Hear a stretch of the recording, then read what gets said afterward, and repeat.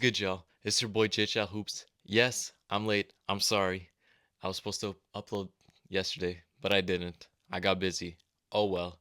And I just want to cover All Star Weekend because, let's be honest, this was something to watch. Now, I'll say this very quickly. A lot of these events and games I wasn't able to watch live. I had to watch it afterwards. So I'll say this. I have a different perspective. So hopefully it won't deteriorate from the experience and whatnot. But anyways, I'm just gonna go like from Friday to Sunday.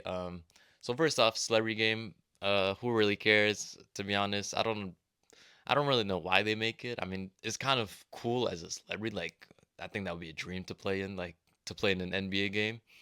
But I think the thing that we need as fans is an A-list star who's actually good at basketball because the A-listers this year, I mean, who was it? Like Drewski, Rome Flynn. They're or no, sorry, not Rome Flynn. Kai Cenat. Um, they're not good at basketball, if you can tell. I think they each had 4 points. That's not good.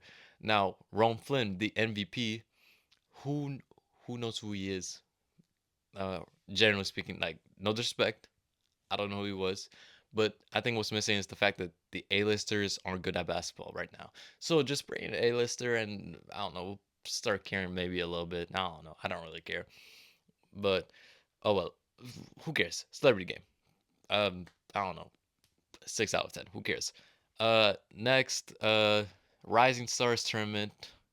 Now, honestly, it's been pretty consistent because they actually try and they actually try to play to win. So that's kind of cool to see. I mean, obviously it's not 100%, but it's there's still some effort. There's still somewhat of some stakes. I mean, this year was more because they had a chance to play against the All Stars, which is easily the best part. But basically, I mean, I think what the NBA did is they saw this format and they saw that honestly it worked pretty well, and they just took it and said, you know what, the All Star game's not working. Let's just do this one. We'll get to the game later, but the Rising Star game, I mean, it was pretty entertainment. I mean, obviously the top Rising Star like Victor Wembanyama, he wasn't there, and also there was guys like Cason Wallace and Derek Lively. But yeah, I mean, it was cool to watch. It was fun. Don't really need to change anything. It's kind of honestly, it's kind of nice. Like as an NBA fan, it's some nice basketball to watch, and it's like in pretty short time span. I think it's like a total of 2 hours. So yeah, honestly, it's kind of fun to watch. If you missed out on Rising Star games, like I would recommend just watching back. Like it's kind of fun. You can watch one game in like I don't know 20 minutes or something like that. But yeah, next we have basically Saturday night, which was skills competition, 3-point contest, and dunk contest. Now the skill contest. This what Victor Wembanyama did and what Chris Paul did. I have thought of doing that in my head before. Like in the previous years, I've thought, why don't you just throw it up? Why don't you just throw it away? Because it doesn't matter. And also, why would you shoot the last shot? Those are two things that I've thought of before. Now, obviously, it came to fruition this time because Chris Paul and Victor Wembanyama are geniuses. This was a great idea, and honestly, I'm a little bit mad that they got disqualified because, to be fair, they they were the fastest time and they were just smarter. The rule is basically you just have to shoot the ball until it goes in or until you miss all three. But I guess they got the fine print and who knows what the actual rule is. Um, but I don't know. I mean, it was pretty funny. I mean, who cares? I didn't watch it live, the skills challenge.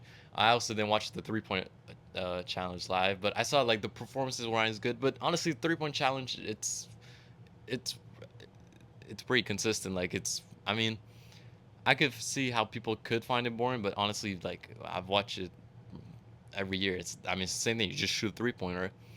I mean, so honestly, 3-point challenge or a 3-point competition, keep it how it is. Honestly, it's a 10 out of 10 every year. They do it perfectly every year. I mean, I think the most recent addition was the Mountain Dew Ball, so that's pretty cool.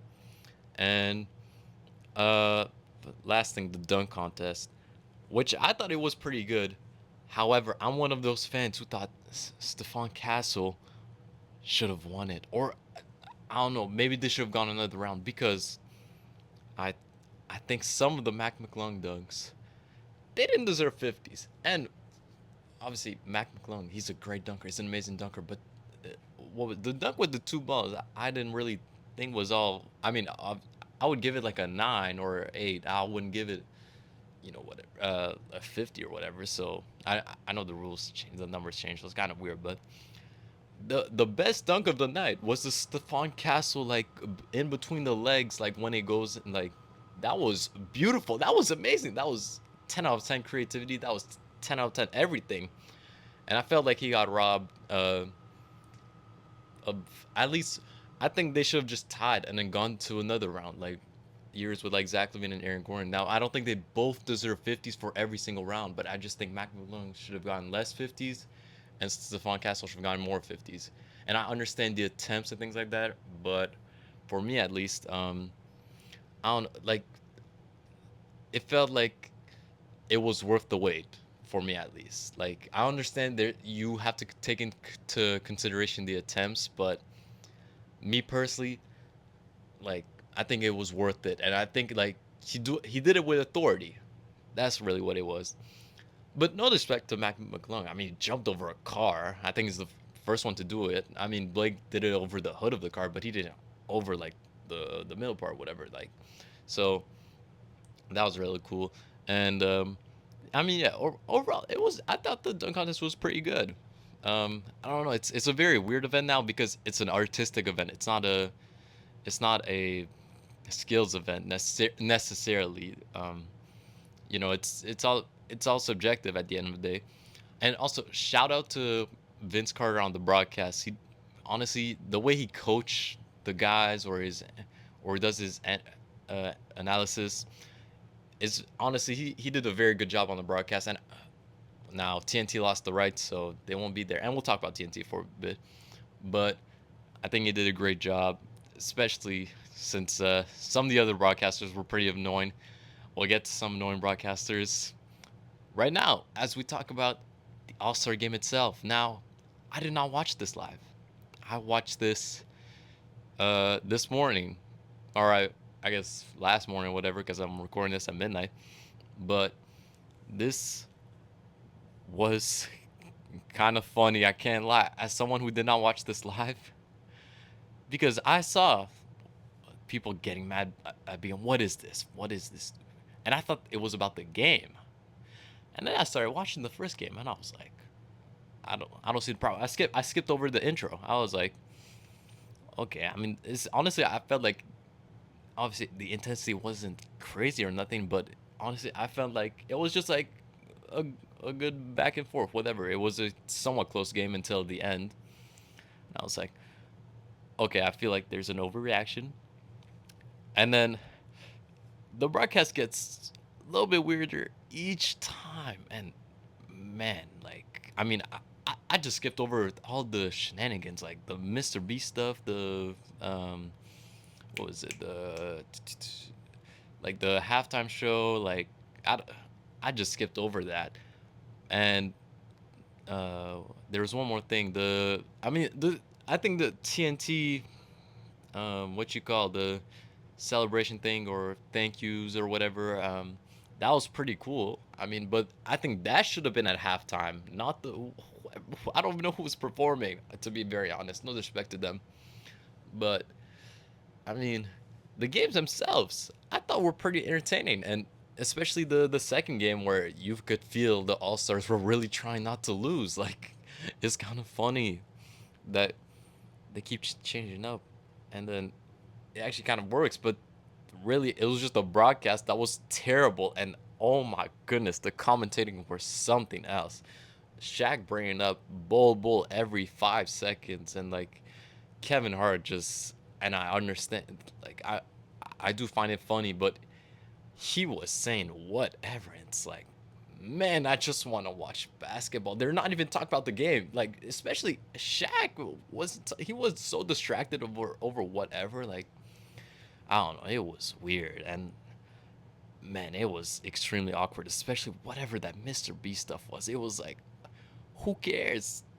But and I mean, it's good for the fan who won the money and whatever, but that was something. I don't know. But and then we, oh my goodness, yeah. Honestly, this was really weird. Now, fortunately, I could skip this stuff. The people who watch it live, you have to suffer through those ads and whatever. And it's like, I felt like this was just TNT taking all of like taking advantage of the fact that the rights are going to run out this year, and they're just going to go, you know what, ad, ad, ad, ad, because during the finals in the middle of the game they gave thank yous to the TNT guys and whatever, and then they cut to commercials again. It was a commercial, then not basketball, then commercials. You could argue it was three commercials. It was something, I don't know, that was funny. I mean, to like rewatching. I mean, if I was watching live, I would be frustrated. Honestly, I probably would turn off the TV because I think I saw a stat. It was like 2 hours was no basketball. It was just ads and shenanigans, and then 30 minutes was basketball. 30 minutes of basketball. That's insane, man. I don't know what to say. I don't know what to say. Um, really, what I would do if I were to change it, do the captains again. Okay, because the problem with the years before, the reason why the games were boring was because it was a blowout. Because think about it. In 2020, it was a close games because the captains made the right choices and it was actually close. And I believe the year, what, 2019 or 18, those were close games too. One of them were close games. 2022, that was a close game. But the other years, there were blowouts. And it's like an overreaction to like this. I don't. It's an overreaction to boring games like these blowouts and whatever. And like, let's be honest, they're not gonna try 100%. But once it gets to a close game, it's like we're all paying attention. We're like, okay, like what's going on? And I think the Elam ending works very well for this format because it's like everyone wants the last shot. And the thing is, like, if you miss the last shot, it sounds like you lose the NBA championship. Like, you either get another chance or you lose the All-Star game, and who cares? You go home. That's really it. But honestly, just go back to the captains. And the reason I don't want to do East versus West is because the West is clearly way better, and that's we're gonna end up with a blowout game, and then people are gonna complain about the fact that it's boring. So, oh well. Or maybe I saw, what was it? USA versus the World. I don't mind that. I mean, we could try it, but honestly, just simplify it. Like it doesn't need to be that complicated. Even the skills challenge, it's kind of weird. Like I don't know. It's kind of janky. It's like that's why I kind of was mad that Victor and Chris Paul lost. That was a little bit janky. And then 3-point contest, dunk contest. I mean, I think they're just I would change the point system in dunk contest, but honestly, who really cares? Like, you get a 50, you get a 50. No one really cares if you get 47.2. Like, it is what it is. And also get some better judges too. That's something else. But I want to make sure I don't miss anything like significant. But really, it kind of overall, I just want to say the All Star experience got soured on Sunday night because honestly, I knew I was gonna miss it, but I was kind of optimistic because I was like, they're gonna force them to be competitive, and that's what happened. The games were competitive, but ads, ads, interruptions, like we just want to watch the All Stars. Like that's crazy. And also, one last thing about the format too.